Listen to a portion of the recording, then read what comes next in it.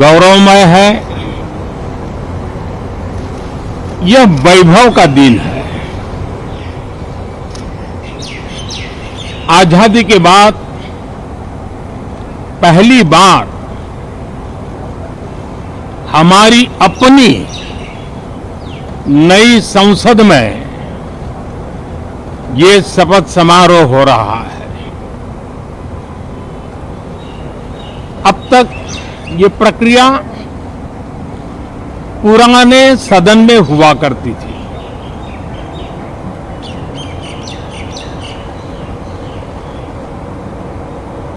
आज के इस महत्वपूर्ण दिवस पर मैं सभी नवनिर्वाचित सांसदों का हृदय से स्वागत करता हूं, सबका अभिनंदन करता हूं और सबको अनेक अनेक शुभकामनाएं देता हूं।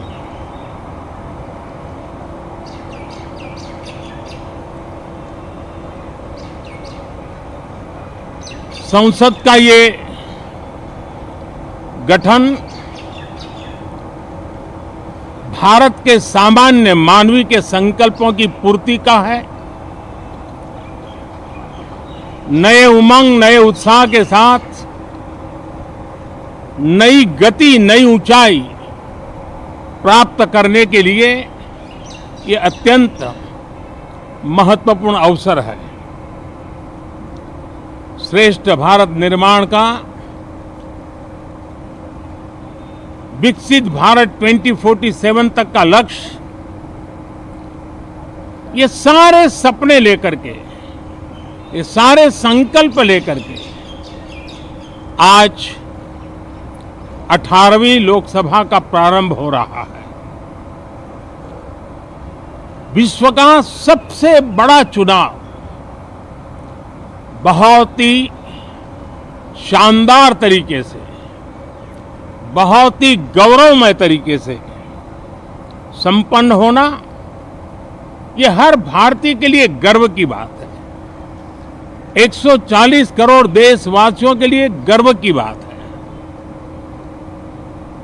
करीब 65 करोड़ से ज्यादा मतदाताओं ने मतदान में हिस्सा लिया।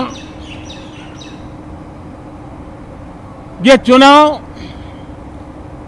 इसलिए भी बहुत महत्वपूर्ण बन गया है कि आजादी के बाद दूसरी बार किसी सरकार को लगातार तीसरी बार सेवा करने के लिए देश की जनता ने अवसर दिया है। और यह अवसर 60 साल के बाद आया है। ये अपने आप में बहुत बड़ी गौरवपूर्ण घटना है। साथियों, जब देश की जनता ने तीसरे कार्यकाल के लिए भी एक सरकार को पसंद किया है, मतलब उसकी नीयत पर मोहर लगाई है, उसकी नीतियों पर मोहर लगाई है, जनता जनार्दन के प्रति उसके समर्पण भाव को मोहर लगाई है। और मैं इसके लिए देशवासियों का हृदय से आभार व्यक्त करता हूं। गत 10 वर्ष में जिस परंपरा को हमने प्रस्थापित करने का निरंतर प्रयास किया है, क्योंकि हम मानते हैं कि सरकार चलाने के लिए बहुमत होता है, लेकिन देश चलाने के लिए सहमति बहुत जरूरी होती है। और इसलिए हमारा निरंतर प्रयास रहेगा कि हर किसी की सहमति के साथ, हर किसी को साथ लेकर के मां भारती की सेवा करें, 140 करोड़ देशवासियों की आशा आकांक्षाओं को परिपूर्ण करें। हम सबको साथ लेकर के चलना चाहते हैं, सबको साथ लेकर के संविधान की मर्यादाओं का पालन करते हुए निर्णयों को गति देना चाहते हैं। 18वीं लोकसभा में हमारे लिए खुशी की बात है कि युवा सांसदों की संख्या अच्छी है। और हम जब 18 की बात करते हैं तो भारत की परंपराओं को जो जानते हैं, भारत की सांस्कृतिक विरासत से जो परिचित हैं, उनको पता है कि हमारे यहाँ 18 अंक का बहुत सात्विक मूल्य है। गीता के भी 18 अध्याय है। कर्म, कर्तव्य और करुणा का संदेश हमें वहां से मिलता है। हमारे यहाँ पुराणों और उपपुराणों की संख्या भी 18 है। 18 का मूलांक 9 है और 9 पूर्णता की गारंटी देता है। 9 पूर्णता का प्रतीक अंक है। 18 वर्ष की आयु में हमारे यहां मताधिकार मिलता है। 18वीं लोकसभा भारत के अमृतकाल की इस लोकसभा का गठन वो भी एक शुभ संकेत है। साथियों, आज हम 24 जून को मिल रहे हैं। कल 25 जून है।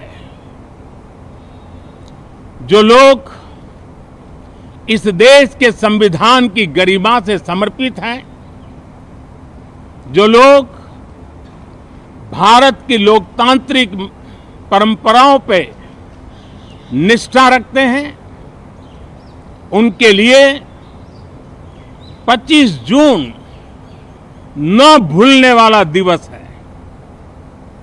कल 25 जून को भारत के लोकतंत्र में जो काला धब्बा लगा था, उसके 50 वर्ष हो रहे हैं। भारत की नई पीढ़ी इस बात को कभी नहीं भूलेगी कि भारत के संविधान को पूरी तरह नकार दिया गया था। संविधान के लीरे लीरा उड़ा दिए गए थे। देश को जेल खाना बना दिया गया था। लोकतंत्र को पूरी तरह दबोच दिया गया था। इमरजेंसी के ये 50 साल इस संकल्प के हैं कि हम गौरव के साथ हमारे संविधान की रक्षा करते हुए भारत के लोकतंत्र, लोकतांत्रिक परंपराओं की रक्षा करते हुए देशवासी संकल्प लेंगे कि भारत में फिर कभी कोई ऐसी हिम्मत नहीं करेगा जो 50 साल पहले की गई थी और लोकतंत्र पे काला धब्बा लगा दिया गया था। हम संकल्प करेंगे जीवंत लोकतंत्र का। हम संकल्प करेंगे भारत के संविधान की निर्दिष्ट दिशा के अनुसार जन सामान्य के सपनों को पूरा करना। साथियों, देश की जनता ने हमें तीसरी बार मौका दिया है। यह बहुत ही महान विजय है, बहुत ही भव्य विजय है। और तब हमारा दायित्व भी 3 गुना बढ़ जाता है। और इसलिए मैं आज देशवासियों को विश्वास दिलाता हूं कि आपने हमें जो तीसरी बार मौका दिया है, 2 बार सरकार चलाने का अनुभव हमारे साथ जुड़ा है। मैं देशवासियों को आज विश्वास दिलाता हूं कि हमारे तीसरे कार्यकाल में हम पहले से 3 गुना ज्यादा मेहनत करेंगे। हम परिणामों को भी 3 गुना ला करके रहेंगे। और इस संकल्प के साथ हम इस नए कार्यभार को लेकर के आगे चल रहे हैं। माननीय सभी सांसदों से देश को बहुत सी अपेक्षाएं हैं। मैं सभी सांसदों से आग्रह करूंगा कि जनहित के लिए, लोक सेवा के लिए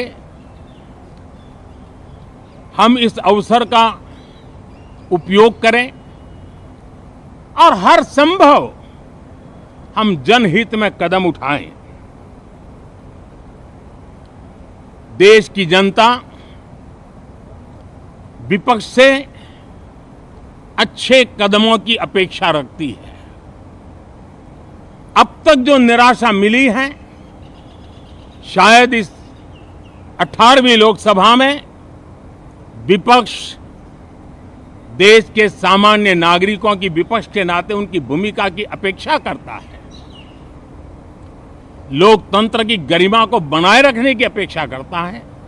मैं आशा करता हूं कि विपक्ष उसमें खरा उतरेगा। साथियों, सदन में सामान्य मानवीय की अपेक्षा रहती है डिबेट की, विजिलेंस की। लोगों को अपेक्षा नहीं है कि नखरे होते रहे, ड्रामा होते रहे, डिस्टर्बेंस होता रहे। लोग सब्सटेंस चाहते हैं, स्लोगन नहीं चाहते हैं। देश को एक अच्छे विपक्ष की आवश्यकता है, जिम्मेवार विपक्ष की आवश्यकता है। और मुझे पक्का विश्वास है कि इस 18वीं लोकसभा में हमारे जो सांसद जीत करके आए हैं, वो सामान्य मानवीय की इन अपेक्षाओं को पूर्ण करने का प्रयास करेंगे।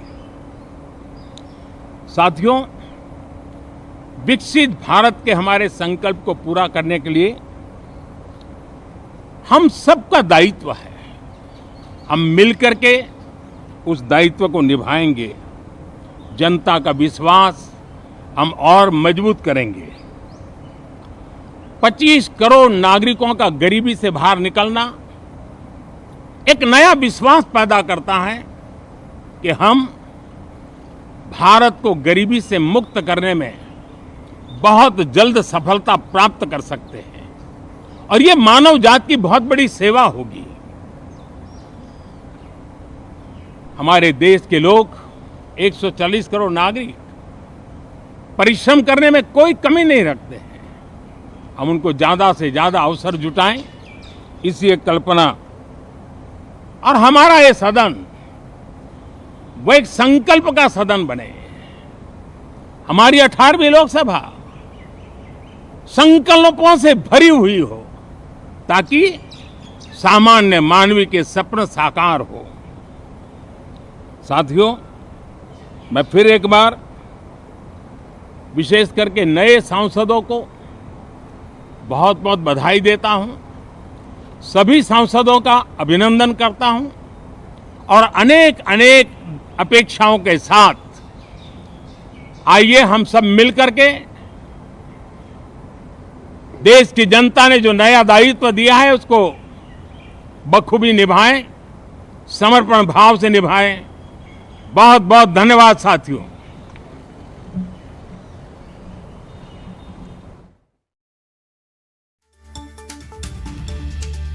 और इस दौरान आज प्रधानमंत्री के साथ साथ तमाम जो सांसद हैं वो आज शपथ लेंगे और विकसित भारत के सपनों का संकल्प आज से शुरुआत है। और जैसा कि आपने सुना, प्रधानमंत्री को उनका कहना है कि अमृत काल जो 18वीं लोकसभा की शुरुआत है, ये अमृत काल की शुरुआत है और देश को और मजबूत बनाने के लिए, विकास के रास्ते में ले जाने के लिए मिलकर सभी काम करेंगे। और साथ ही साथ उनके भाषण में आज आपने एक बात और सुनी कि उन्होंने विपक्ष को लेकर भी बहुत सही बातें की कि इस बार विपक्ष की भी महत्वपूर्ण भूमिका सत्र में, संसद में देखने को मिलेगी। देश को जिम्मेदार विपक्ष की जरूरत है। लोग संसद में ड्रामा नहीं चाहते हैं। लोग चाहते हैं कि यहाँ पर जनता से जुड़े, जो काम है उनको लेकर चर्चा हो और एक सामाजिक सरोकार की तरफ सत्र में काम हो।